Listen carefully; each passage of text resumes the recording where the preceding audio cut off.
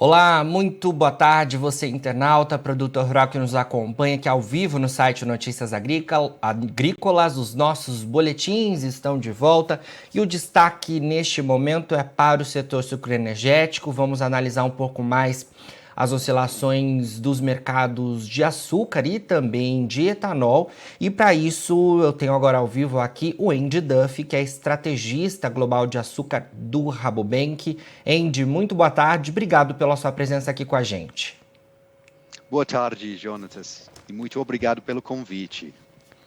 Obrigado você, Andy, por aceitar e falar com a gente. Bom, hoje a gente não tem, né, a Bolsa de Nova York para o açúcar bruto funcionando, né? A gente tem o feriado do Dia da Independência lá nos Estados Unidos. Então hoje a gente tem o terminal de Londres, né? Só operando e, claro, os negócios aqui no Brasil no mercado interno. Ainda assim, Andy, queria começar falando justamente sobre o terminal norte-americano, já que é a principal referência de negócios, né, para o açúcar, porque a gente viu a semana passada terminando com um acumulado negativo, né, para os principais contratos, e a gente vê o açúcar lá nesse terminal quase perto de perder o patamar de 18 centavos de dólar por libra-peso. O que tem pressionado, Andy, neste momento as cotações por lá? Jonatas, talvez eu citaria duas coisas.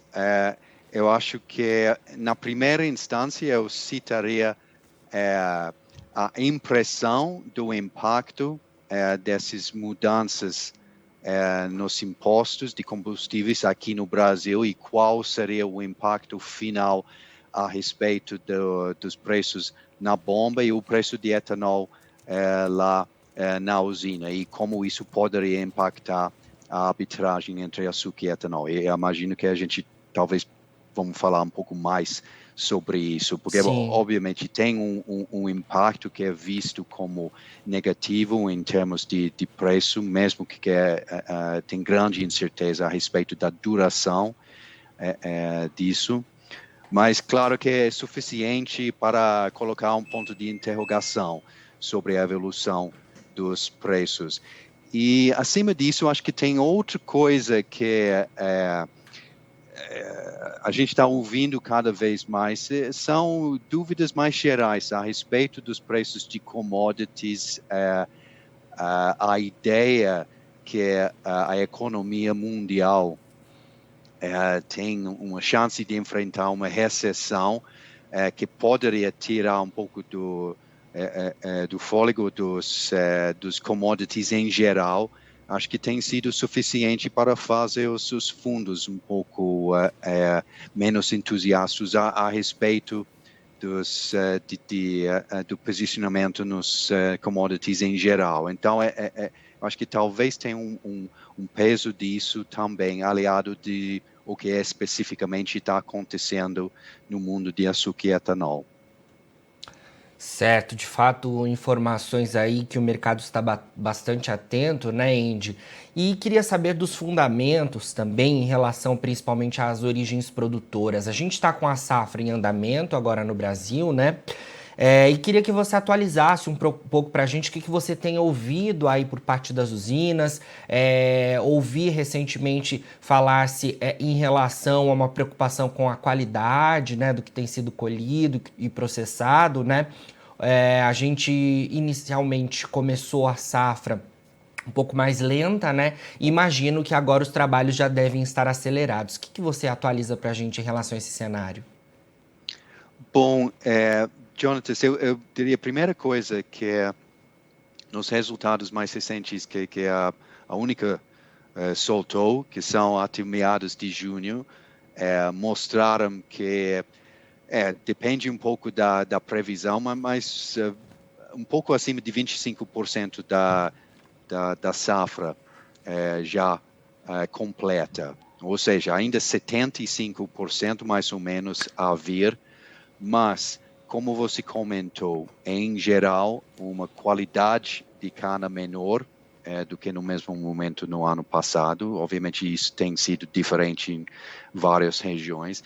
E talvez a coisa que chama, pelo menos do meu lado, um pouco mais de atenção, não tem dados, vamos dizer, completos, mas a informação que a produtividade de cana realmente não tem sido melhor até agora em comparação com a safra passada. E como a expectativa geral foi de uma recuperação parcial em termos de produtividade e moagem para essa safra. Então, acho que talvez isso seja uma surpresa e uma fonte de não preocupação, como eu falei, que tem ainda 75% da safra para ver, mas algo para observar nos próximas semanas e meses.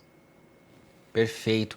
Em relação às outras origens produtoras, Andy, agora a gente está aí com a safra em andamento aqui no Brasil, no Centro-Sul, como eu mencionei, entre safra e outras importantes origens, né? Mas logo mais a gente tem nesse segundo semestre o início de safra, por exemplo, na Índia, né? Que começa em outubro, na Tailândia em dezembro, que são outras importantes origens produtoras de açúcar no mundo, né? A gente tem informações dessas duas produtoras que têm impactado o mercado ou por enquanto mesmo o foco fica para o Centro-Sul do Brasil? Não, temos, vamos dizer, ideias preliminares a respeito do tamanho da próxima safra que começa na Índia e na Tailândia no último trimestre do ano, novembro, por aí. No caso da Índia, que está completando um ano espetacular em termos de produção e em termos de exportações, mas tudo indica no momento ainda as monções têm alguns meses para correr, mas o que a gente está ouvindo é que os reservatórios são cheios, então a expectativa é mais uma safra grande, talvez não chegando ao nível dessa safra que está fechando agora, mas mais um ano bom. E talvez um pouco mais de uso de cana diretamente para etanol. Então, em termos de açúcar, talvez um pouco menos do que a produção, mas mais um ano bom. No caso de Tailândia, que você vai lembrar que eles estão ainda em um processo de recuperação depois de seca, perda de área, uma combinação de perda de área pela competitividade de outras culturas e também uma seca que foi realmente severa. Eles estão projetando um aumento significante em termos de produção de açúcar para a safra que vem. Estamos falando no momento em termos de mais 2 ou até 3 milhões de toneladas acima de uma produção esse ano safra estimada em 10,5 ou talvez um pouco mais. Então eles realmente estão ainda num caminho melhorando e voltando para os níveis que eles estavam registrando antes da seca.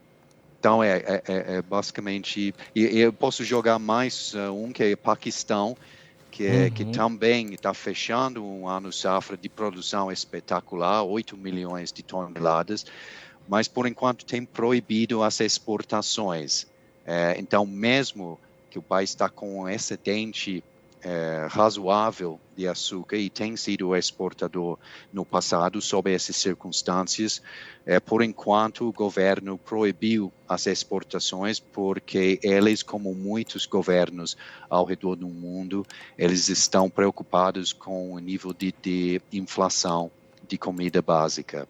Então isso, mas eles estão de novo previstos para ter mais uma safra dessas proporções para a safra que vem.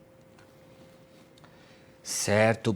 Andy, vamos focar então agora na questão do etanol. Você já até trouxe elementos importantes para a gente que, é claro, impactam no mercado de açúcar também, porque as usinas aqui no Brasil, de alguma forma, vivem um momento de muita incerteza, né? A gente tem aí já aprovado e os estados já se movimentam em relação a isso. O mais recente dado da Agência Nacional do Petróleo, ANP, com os preços dos combustíveis no Brasil na última semana apontou isso, né? O projeto que coloca um teto na cobrança de ICMS dos combustíveis pelos estados, também tem a questão dos impostos federais, né? Uma pauta que foi publicada já no Diário Oficial da União, que deve durar até o final desse ano. E isso, é claro, também impacta o setor sucroenergético, né? Porque a gente pode, por exemplo, ver perda de demanda no caso do etanol, já que os fósseis seriam mais favorecidos diante desse cenário. E daí queria entender um pouco melhor de você sobre isso. A gente tinha um volume fixado pelas usinas do Centro-Sul do Brasil de açúcar bastante importante, né? Ouvia-se falar também em relação a algumas movimentações voltadas para o etanol, até cancelamentos de contratos focando no etanol, que tinha um preço bastante expressivo, né, até nas últimas semanas, e agora a gente tem esse cenário, além, é claro, do financeiro, né, muito imprevisível, como você pontuou, né, as indicações de possibilidade de recessão global. A gente acompanha as oscilações do petróleo bastante também incertas, com a guerra também entre Rússia e Ucrânia, que ainda persiste. Então, um cenário bastante complicado para as usinas, né, Andy? Queria que você resumisse um pouco aí para a gente tudo isso. Eu gostaria, Jonas, de ter capacidade de trazer esclarecimento, mas como você comentou, a situação é realmente muito complexa no momento. Então, estamos enfrentando essas mudanças significativas em termos da estrutura de impostos. Alguns estados estão contestando, outros já estão implementando. No caso de impostos, mudanças para os impostos estaduais. Daí você tem a suspensão dos impostos federais para o resto desse ano. E como você comentou, como pano de fundo, ainda você tem essas possíveis oscilações nos preços internacionais de combustíveis e o câmbio, que ainda servem como os, vamos dizer, fatores principais na determinação do preço ex-refinaria aqui no Brasil. Então, eu acho que é um quadro muito complexo para as usinas, porque isso é algo realmente inédito. Então, eu fiz alguns cálculos meio simples para o estado de São Paulo como exemplo, que realmente se todas essas mudanças em termos de ICMS e impostos federais foram plenamente executados e plenamente passados para a bomba, poderia reduzir o preço na bomba em torno de R$1,40, em comparação com a situação antes de tudo isso aconteceu. Mas daí a gente tem exatamente esses de qual seria o ritmo em que essas mudanças vão ocorrer. Será que vai ter estabilidade no preço de petróleo, no câmbio, ao longo desse tempo todo? E como vai ser a dinâmica, como você bem falou, uma parte disso e uma parte bem significante da queda de fardo de imposto é só até o final do ano. Então, no começo do ano que vem, os impostos federais estão programados para voltar. Então, isso é contratando já um aumento na bomba. E dada a estrutura desses impostos, que são mais pesados, que o PIS/COFINS incide muito mais pesado para a gasolina do que para o etanol. Então, a partir daquele momento de reiniciação, de reimplementação desses impostos, o etanol ganha uma vantagem. Então, é muito complexo, Jonatas, e acho que daí, como você comentou, só para não me estender, Tem a questão de arbitragem. Então, será que tudo isso vai chegar plenamente na bomba? Nada vai acontecer no outro lado em termos de preços internacionais e o câmbio? E realmente, nesse caso, a gente pode ver em teoria, equivalente em termos de Nova York de açúcar cair ao redor de 18 antes de todas essas mudanças para algo interno de 16. Isso com aquela premissa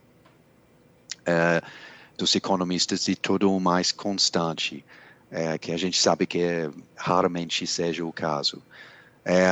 Mas daí a questão, isso vai permanecer para quanto tempo? Vale a pena aumentar? A gente, como eu falei antes, já estamos com 25, um pouco mais da safra já para trás. Então, quanto escopo existe para uma mudança de mix? Poderíamos produzir quanto mais açúcar? Porque, obviamente, isso em termos de avaliação do preço de açúcar sob as novas circunstâncias, isso seria a premissa. Vai ter mais açúcar saindo do Brasil, então a oferta, a disponibilidade de açúcar global vai subir e pressionar os preços. Tudo isso é uma matemática muito completa. De novo, eu pensando que talvez 1,5, 2,5 milhões de toneladas de açúcar a mais, se realmente a chave foi virada muito mais para açúcar, para o resto da safra, mas é muito difícil avaliar se isso realmente seja o caso. Então, desculpa, acho que eu posso apontar as incertezas, mas eu realmente não consigo apontar o caminho para o futuro no momento, Jonathan. Acho que todos nós estamos numa aprendizagem com todas essas novidades. Com certeza, são elementos que servem aí para a gente ir analisando, né, o cenário ao longo dos próximos meses, porque a gente começou há pouco, né, a nova temporada, a gente começou até lentamente em relação a outros anos e diante desse cenário macroeconômico e interno aqui do Brasil, que realmente traz muitos desafios aí, certamente a gente seguirá acompanhando todo esse cenário. Andy, só para a gente encerrar, você pontuou essa possibilidade aí de alteração no mix. A gente começou a nova temporada aqui no Centro-Sul com a expectativa de ser mais voltada para a produção de etanol, né? Não, exato. E, na verdade, olhando os resultados até agora, tem sido levemente assim. Então, realmente a questão é se todas essas mudanças ninguém tem clareza sobre como tudo isso vai evoluir, mas se vai ter mais aposta, então acho que a matemática, pelo menos na minha ótica, bom, a gente está quase com certeza que o volume de moagem vai ser muito menor do que a capacidade máxima para a moagem. Ou seja, isso significa que daqui para frente, se realmente todo mundo ficasse convencido que produzir mais açúcar seria a solução, então o mix para o resto da safra poderia ser relativamente elevado. Então poderia, pensando, olhando no histórico, acho que como uma safra de tamanho parecido, um mix de açúcar de 48% por aí no total, talvez pode ser possível sob essa circunstância de maximização daqui para frente. Mas eu acho que na prática, isso, como eu falei, eu acho que pelo menos dos meus cálculos, isso geraria talvez mais 2,5 milhões de toneladas.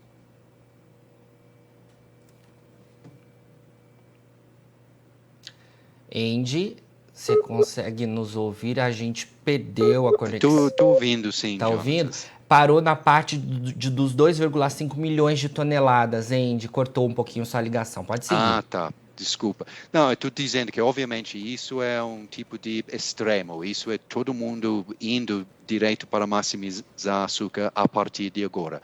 Mas a gente sabe que a situação é um pouco mais complexa para tomar uma aposta dessa natureza no momento.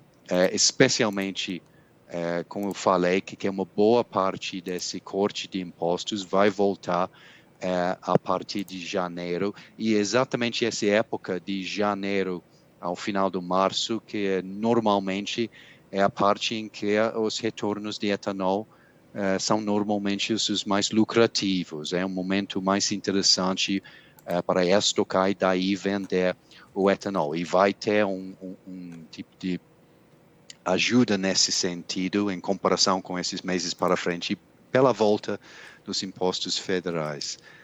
Então, esses são os números, a brincadeira dos números, os números que eu mencionei em termos de mix de 40 a mais 2,5 milhões de toneladas, sob essa premissa de, ok, todo mundo vai maximizar açúcar a partir de agora. Mas de novo, eu estou longe de pensar no momento que isso seja um cenário provável. Eu muito prefiro esperar e ver exatamente como vão evoluir esses preços de combustíveis, porque realmente estamos em território novo. Sim.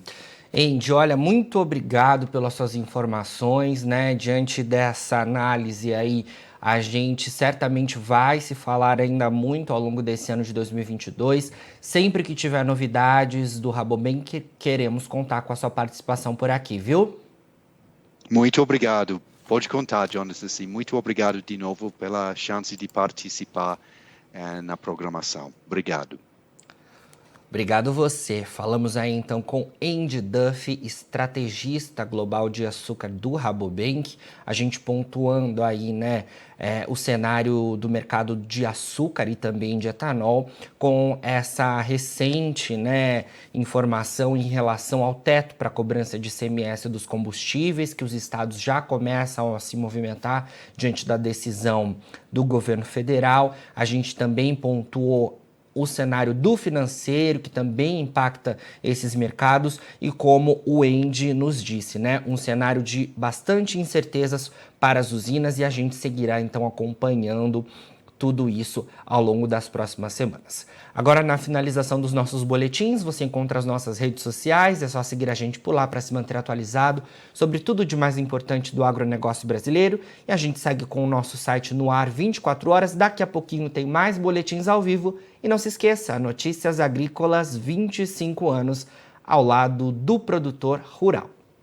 Participe das nossas mídias sociais, no Facebook, Notícias Agrícolas, no Instagram, @Notícias Agrícolas e em nosso Twitter, @Noteagri. E para assistir todos os vídeos, se inscreva no YouTube, na Twitch, no Notícias Agrícolas Oficial.